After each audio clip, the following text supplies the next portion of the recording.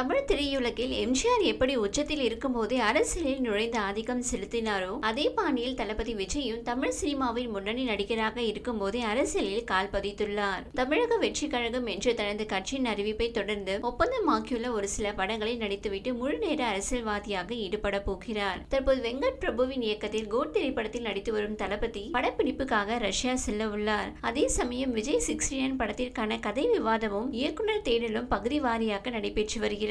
தமிழ் சினிமாவில் அதிகம் சம்பளம் வாங்கும் முன்னணி நடிகரான விஜய் சினிமாவை விட்டு விலகுவது ஆச்சரியத்தை கிளப்பி இருந்தாலும் அரசியல் வரவு என்பது உறுதியானது. தமிழக வெற்றி கழகம் என தனது கட்சியை அறிவித்து பல அதிரடியான கட்டளைகளை பிறப்பித்து வருகிறார். இந்த கட்சிக்கு மாநில வாரியாக நிர்வாகிகள் நியமனம் செய்யப்பட்டிருந்தனர். இதையடுத்து தமிழகம் முழுவதும் 2 கோடி பேரை கட்சியின் உறுப்பினராக சேர்க்க வேண்டும் என்பது நோக்கமாக முடிவெடுக்கப்பட்டது.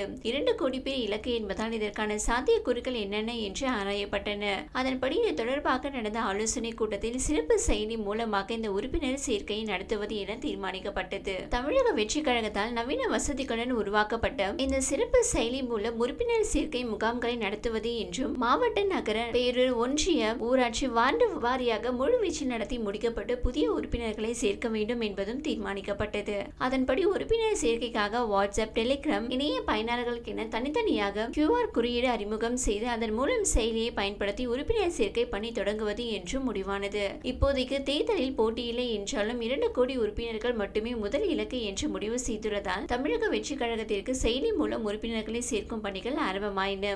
கட்சி தலைவர் விஜய் இந்த செயலியை தொடங்கி வைத்து முதல் உறுப்பினராகவும் இணைந்தார். தன்னுடைய போட்டோ, பெயர், முகவரி, போன் நம்பர் என உள்ளிட்ட விவரங்களை பதிவிட்ட விஜய் அந்த கட்சியின் முதல் உறுப்பினராக பதிவு செய்து கொண்டார். அப்போது இது தொடர்பாக வீடியோ ஒன்றையும் விஜய் வெளியிட்டு விருப்பப்பட்டால் இதில் இணையுங்கள் என்று பொதுமக்களுக்கு வேண்டுகோளும் விடுத்திருந்தார். எனவே இந்த செயலியை ஆரம்பித்த கொஞ்ச நேரத்திலேயே ஏராளமானோர் பதிவு செய்ய முயன்றனர். உறுப்பினர் அட்டையை பெறுவதற்காக தமிழகம் உள்பட பிற மாநிலங்களை சேர்ந்த ரசிகர்கள், தொண்டர்கள், பொதுமக்கள் என பலர் ஒரே நேரத்தில் QR குறியீடை பயன்படுத்த துவங்கிவிட்டனர். இதனால் அறிமுகம் செய்யப்பட்ட ஒரு சில நிமிடங்களிலேயே தொழில்நுட்ப கோளாறு காரணமாக செயலி முடங்கிவிட்டது.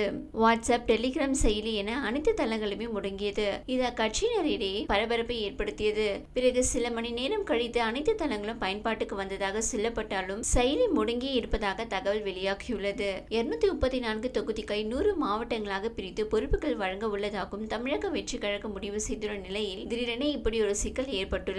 அனுபவ அரசியல் கட்சி போல் பல அணிகளை உருவாக்கி 2026இல் முதல்வர் ஆகிய தீர்வேன் என பல அண்டர் கிரவுண்ட் வேலைகளை செய்து வருகிறார் தளபதி. 2026இல் சட்டசபையை தேர்தலை எதிர்நோக்க உள்ள தளபதி தற்போது வருகின்ற ஏப்ரல் மாதத்தில் வருகின்ற பாராளுமன்ற தேர்தலில் எந்த ஒரு ஈடுபாடும் காட்டப் போவதில்லை. அது மட்டுமின்றி தன் கட்சி தொண்டர்களுக்கும் அன்பு கட்டளையாக எந்த கட்சிக்கும் சப்போர்ட் பண்ணக்கூடாது எனவும், சைலண்டா இருங்க, எந்த கட்சி பற்றி பேசவும் வேண்டாம் என பல கட்டளைகளை புசி ஆனந்த் மூலம் பிறப்பித்துள்ளார் விஜய். விட்டா ஓட்டு போடக்கூடாதுன்னு சொல்வார் போல. ஓட்டு போடுவது, கட்சிக்கு சப்போர்ட் செய்வது என்பது தனி மனித உரிமை. தேர்தலில் எந்த கட்சி ஜெயிக்கணும், யார் வரக்கூடாது என்பது போன்ற வியூகங்களை வகுக்க முடியாமல் சும்மா வேடிக்கை பார்ப்பது தலைவனுக்கு அழகல்ல. தலைவனுக்கும் அவரது தொண்டர்களுக்கும் அழகல்ல. 2026 தேர்தலை பயன்படுத்தி காய்களை நகர்த்த வேண்டிய கட்டாயத்தில் இருக்கும் விஜய் சில தவறான முடிவுகளால் அரசியலுக்கு அவர் சரிபட மாட்டார் என்பதை வெட்ட வெளிச்சமாக்குகிறார். அது மட்டுமின்றி கோட் பட ஷூட்டிங் ரஷ்யாவில் நடக்க இருப்பதால் தேர்தலில் வாக்களிக்க வருவாரா மாட்டாரா என்பதே கேள்விக்குறியாக உள்ளது.